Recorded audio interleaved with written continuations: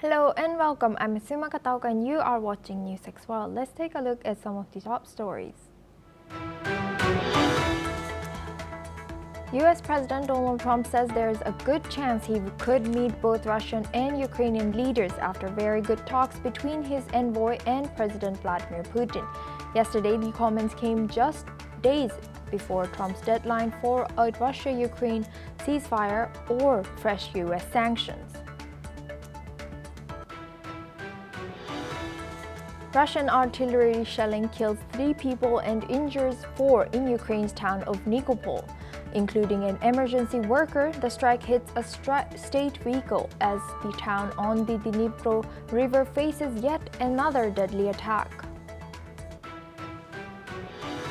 Cambodia and Thailand's top defense officials have met today in Malaysia to solidify the unconditional ceasefire and restore trust. This follows the 5-day border clashes last month that displaced 300,000 and claimed lives of 43 people. Iran's foreign minister says Tehran fully supports Hezbollah's decisions as Lebanon considers a plan to disarm the group. Abbas Araghchi says Hezbollah has rebuilt itself after last year's war with Israel and Iran won't intervene.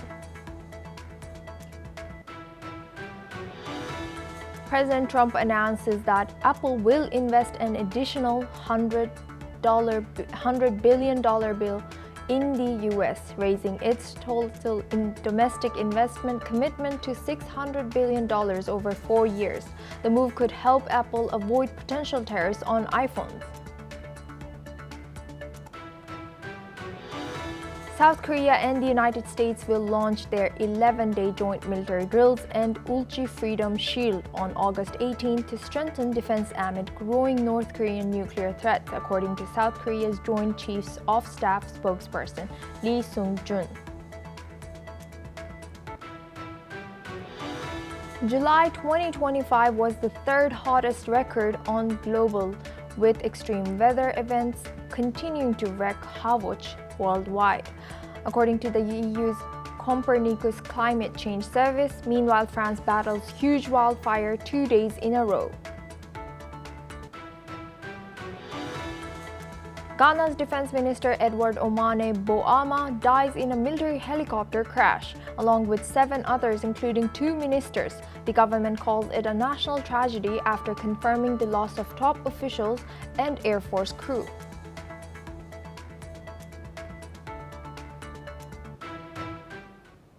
Higher U.S. tariffs have officially taken effect as of Thursday, marking a major escalation in President Donald Trump's push to restructure global trade.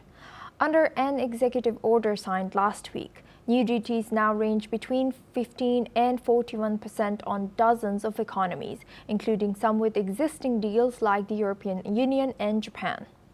Just after midnight, President Trump celebrated the move on his Truth Social platform, writing, "It's midnight, billions of dollars in tariffs are now flowing into the United States of America." Now we are joined by Dr. Punsara Amarasinghe.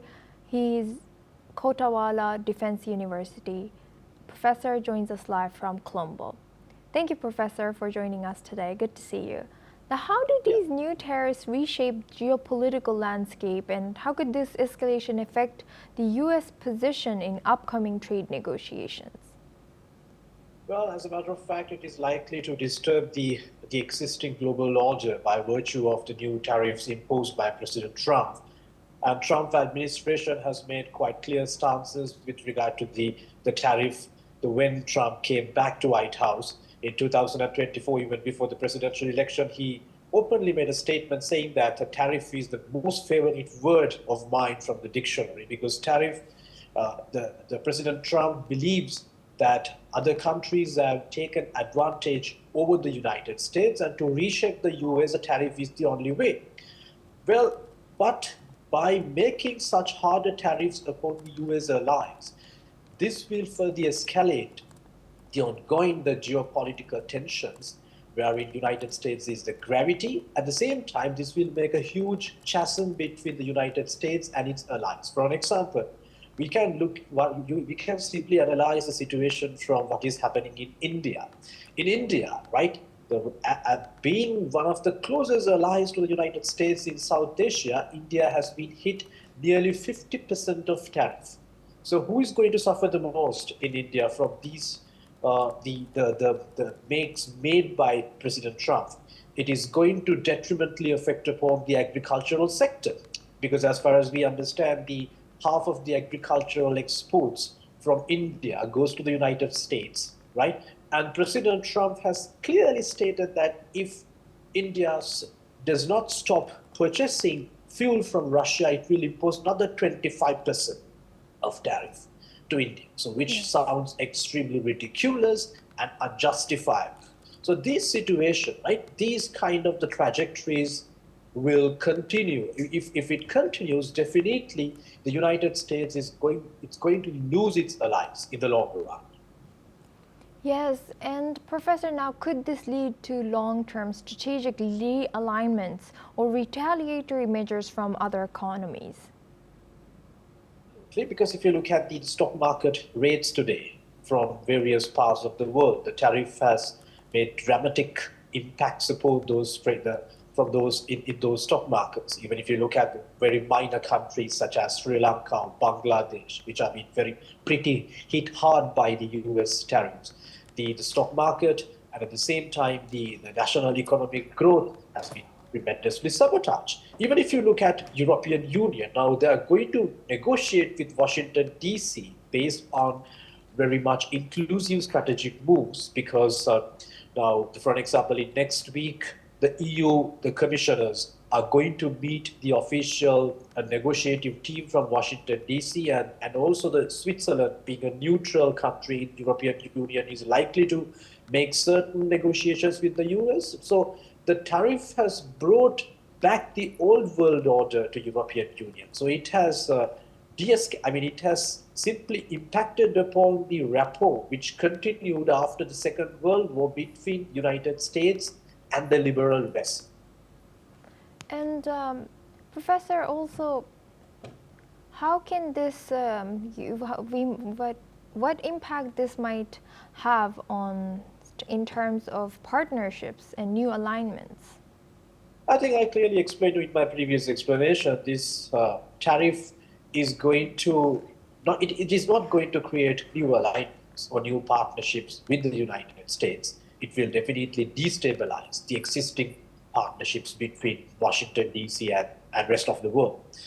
But having said that, I'm quite optimistic that even though Trump has come up with rhetorical demands saying that we are going to impose these tariffs on certain countries, there would be certain adjustments. For example, with regard to Sri Lanka, the tariff, the rate was initially 35%. Now it has been reduced up to 15% after certain diplomatic moves made from Colombo to Washington, D.C. And if the tariff, if Trump's administration is going to stay extremely adamant towards this tariff, definitely there will be certain other global emerging orders. Now we can take BRICS as an example. So the BRICS can come forward as a different alternative challenging the Washington consensus in the long run.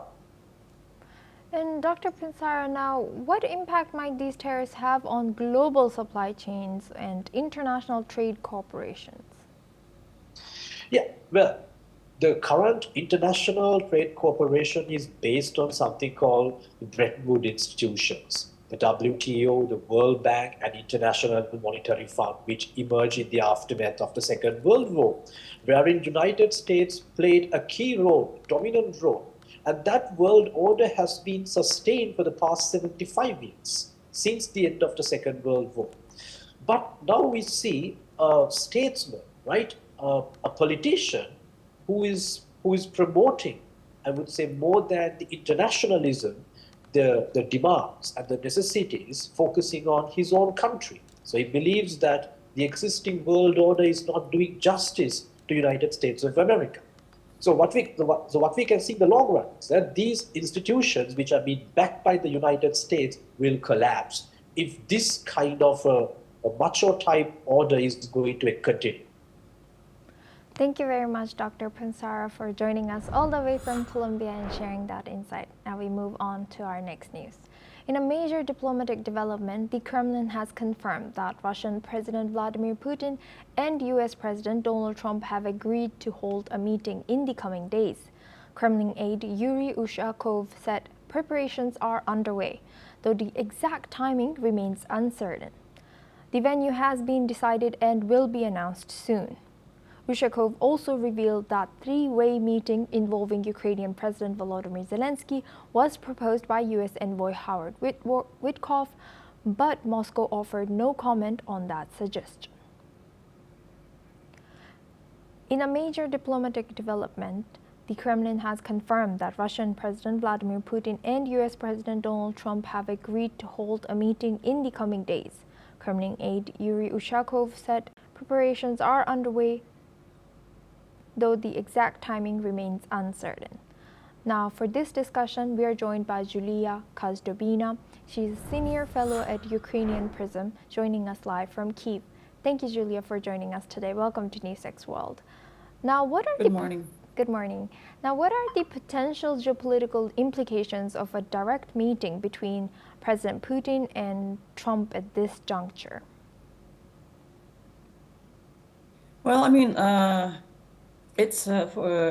not sure it's going to even become an important milestone in the Ukrainian peace process, because we understand that negotiations, at least the way Russia sees them, is an element of the Russian hybrid warfare. And so it's a way of making people hope that the resolution is coming, but while they're imitating negotiations, at the same time, they're continuing to attack Ukraine. And so I don't think Putin is going to stop. He's going to keep manipulating, but globally, it's going to have an effect because President Trump has now moved to the strategy of trying to put pressure on the Russian Federation as much as possible, and that pressure involves putting pressure also on Russian economic partners, those who help Russia generate its income, which it then uses to fuel its war machine. And so most likely geopolitically, Trump is going to continue to impose the secondary sanctions that he has already ordered, unfortunately, on India. That's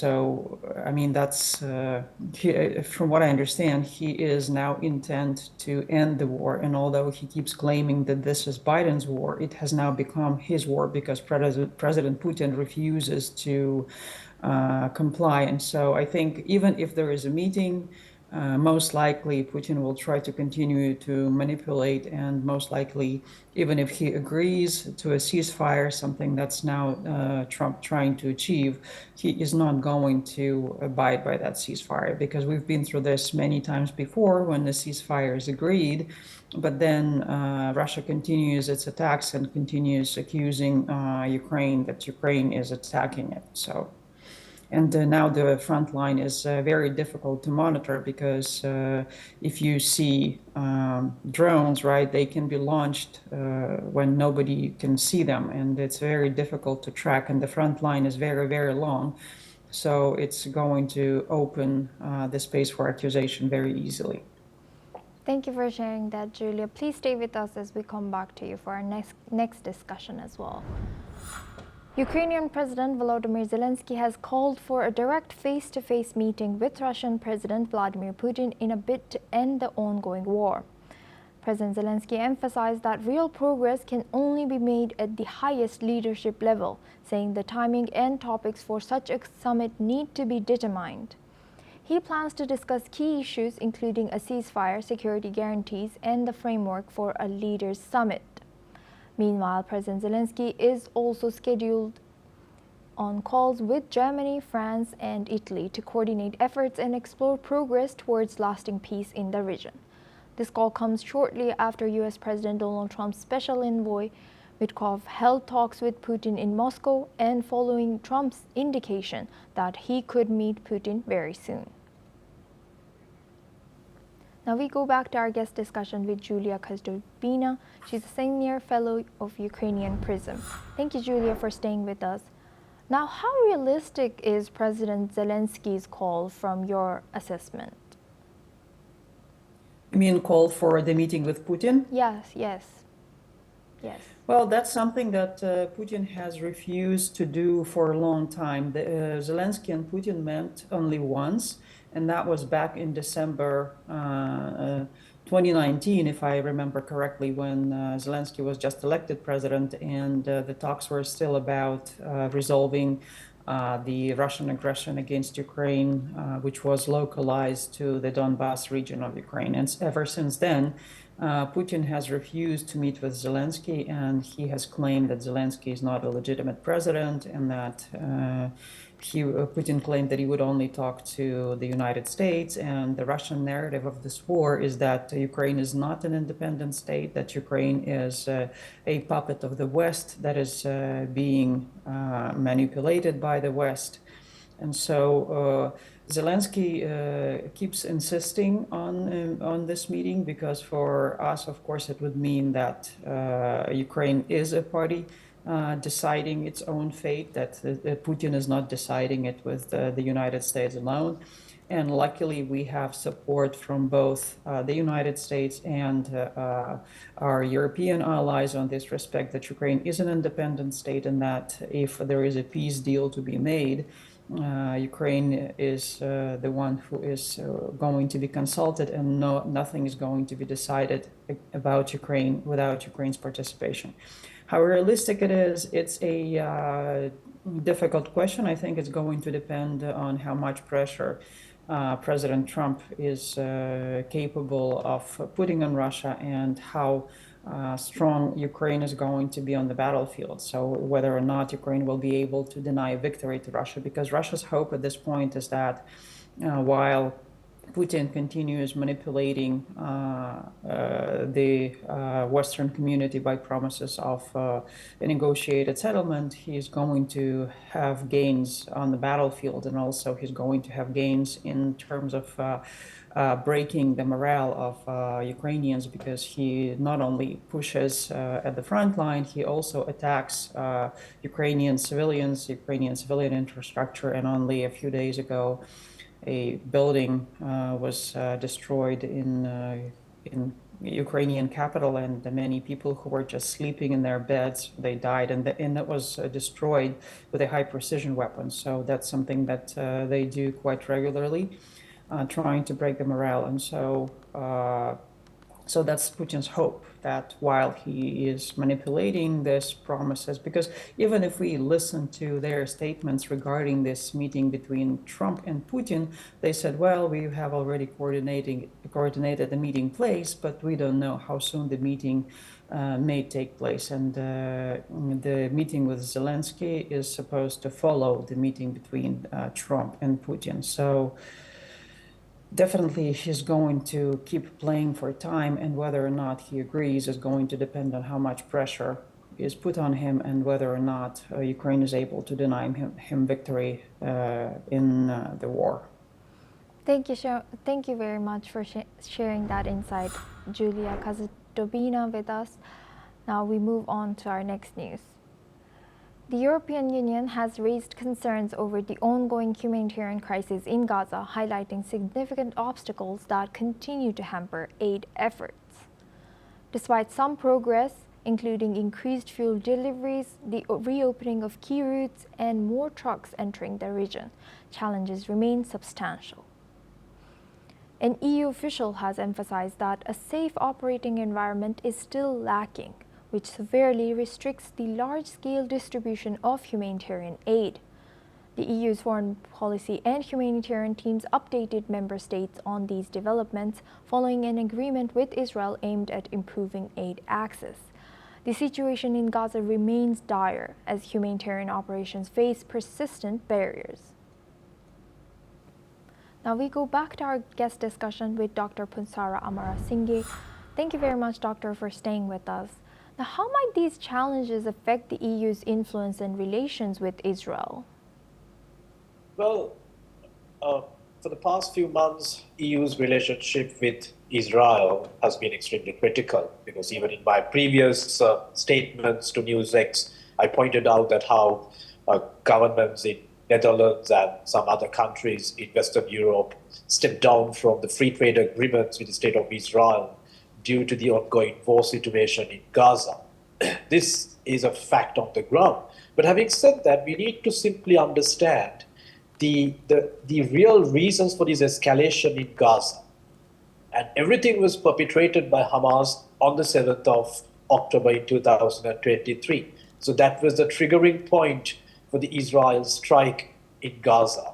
And even after that, Israel has come up with demands. You release the hostages, we will end the escalation. We will end our offensive. So there were two demands, technically speaking, but none of the demands were accepted by Hamas. So this is the bottom reality we have to understand. But unfortunately, most of the countries in European Union have not understood the rationale behind this ongoing conflict, which seems to be the critical point. No matter to which extent they pressurize the government of Netanyahu in Tel Aviv, which is highly unlikely to see the complete seizure of the military operations until the very last hostage, until the person who has been detained by Hamas comes back to Israel. So this needs to be understood as a realist ground. And keeping that in mind, to what extent could the current restriction on aid delivery escalate tensions or impact the stability of Middle East? Yeah, of course, in year 2002, Israel had the Abraham Accords with certain Gulf countries when the President Trump was in power for the first term. So everyone thought that there would be much of a better time between Israelis and the Arab neighbors. But the 2023, the trajectory has altered the whole dynamics for good. But now we see that countries such as Egypt and UAE, some certain other countries in the Middle East, keep pressurizing Israel through United States with the expectation that Israel will end all the hostilities, the offensive operations. But last week, Netanyahu ordered that a full-scale, full-fledged invasion, the conquest of Gaza, completely to crush Hamas. So when you are engaging in a military operation, you can clearly see that it becomes absolutely evident that civilians are likely to get wounded. That is a bottom reality. But what happens is, in Gaza, the severest issue is the Hamas, the militants, are operating within the civil compartments. So that makes absolutely difficult for the IDF to identify or make the distinction between the civilians and the Hamas fighters. So they continue to mingle among the civilians. So they keep all the armed houses, ammunition within the civilian compartment. So that has been the technical problem which we can perceive from the Gaza war front. But of course, I do acknowledge the fact that there has been a huge famine and a food crisis in Gaza that has jeopardized the civilian life in Gaza to a complete misery. For that, yes, I must confess that their own so-called liberator, Hamas, is to be culpable and responsible. Yes. Thank you very much, Dr. Pansara Amarasinghe, for joining us and sharing your insight. Now we move on to our next news. South Korea's special prosecutor has requested a detention warrant for former First Lady Kim Kyun-hee. The prosecution team confirmed on Thursday. Kim is under investigation for alleged stock fraud, bribery, and illegal influence peddling. She appeared for questioning on Wednesday at the special prosecutor's office in Seoul, where she apologized for causing concern but declined to answer questions from reporters. Kim and her husband, former President Yoon Suk-yeol, are being probed separately by two special prosecutors. Yoon remains in detention over his December declaration of martial law, which briefly suspended civilian rule before being overturned by parliament. Kim's lawyers have denied all allegations. Let's see what former First Lady Kim had to say. 저같이 아무것도 아닌 사람이 이렇게 심려를 끼쳐서 진심으로 죄송합니다. Now we go to our guest discussion with Dr. Sanjay Kumar. He's a journalist at the Korea Herald. Joins us live from Seoul. Thank you for joining us today. Good to see you.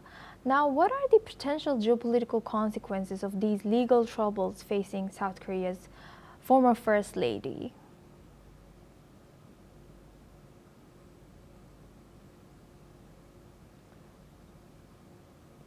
Sanjay, you might be muted here. Yeah. Yeah, now it's fine. Geopolitically, there is no impact on this, but domestically, of course, it is affecting a lot of people and their trust in the system. But this is not a new thing that she has been in hot water. It is going to be very rocky for her, but the allegations are very serious in nature. I mean, she is going through a very tough time for violating some of the laws like capital market law, then public official ethics law, then political appointments were made, and she is also being questioned for violating political Funds Act. So things are not easy, and no matter she has denied all those allegations, but the special investigation team led by special counsel thinks that she must be in custody. She must be taken in custody for furthering the investigation, and they think that they have very strong substances, and as she has violated all these acts, definitely it is going to affect her. And Sanjay, how is this political instability affecting the domestic governance within South Korea? Right now, the governance is in good shape. Right now, Korea is governed very well. There is no political instability because after the new government has been formed under President Lee Jae-myung, the political stability is there. It is being restored. Of course, some political leaders and some political fractions, we should say, who support former President Yoon and emotionally associated with Kim Gon-hee, they have some questions regarding the swift investigations and the manner in which it is being handled right now. But overall, the public here think that this all investigations should be cleared up and should be done quickly. It should be concluded quickly, and justice should be done to all the people involved in this. Thank you very much, Dr. Sanjay Kumar, for joining us today and sharing your insight. Now we move on to our next news. Sudan's military has destroyed an Emirati aircraft carrying Colombian mercenaries as it landed at a paramilitary-controlled airport in Darfur, killing at least 40 people. State TV reported that the UAE plane was bombed by the Air Force at Niala Airport, which is held by the Paramilitary Rapid Support Forces, or RSF. Sudan's army accuses the UAE of supplying the RSF with advanced weapons and foreign fighters, claiming it has documents to prove the UAE is funding Colombian mercenaries. Colombia's President Gustavo Petro confirmed his government is investigating the deaths and vowed to end Colombian involvement in mercenary warfare. This escalation comes amid a war that has killed tens of thousands and displaced millions, turning Sudan into one of the world's worst humanitarian crises. Now we move on to Thomas Porteous. He's an anchor and correspondent. Thank you, Tom, for joining us. Please tell us more about the Sudan situation. Well, yes, Asuma, as you have said, 40 people reported to have died, reportedly Colombian mercenaries, which the Colombian President Gustavo has said he is looking into. This plane was reportedly shot down while landing in Darfur, which is that region where most of the violence has been occurring in this conflict. An Emirati plane, who is one of the RSF's closest reported allies.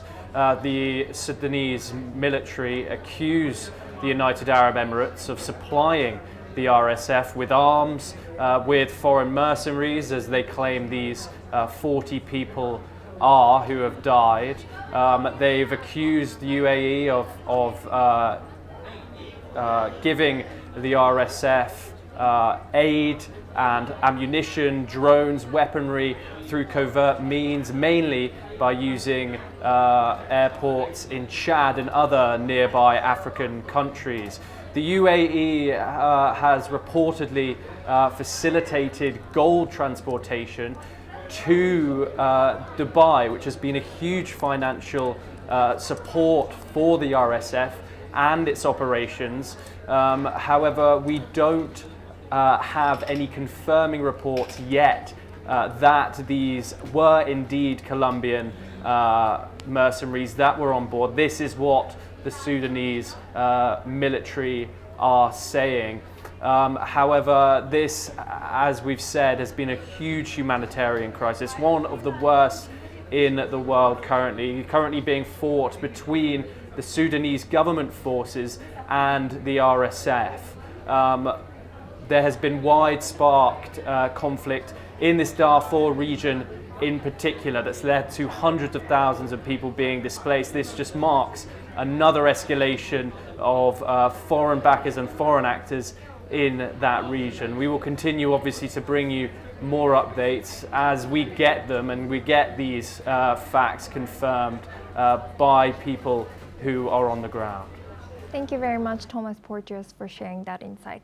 Well, that's all we have time for. We will continue to bring more news updates from around the world.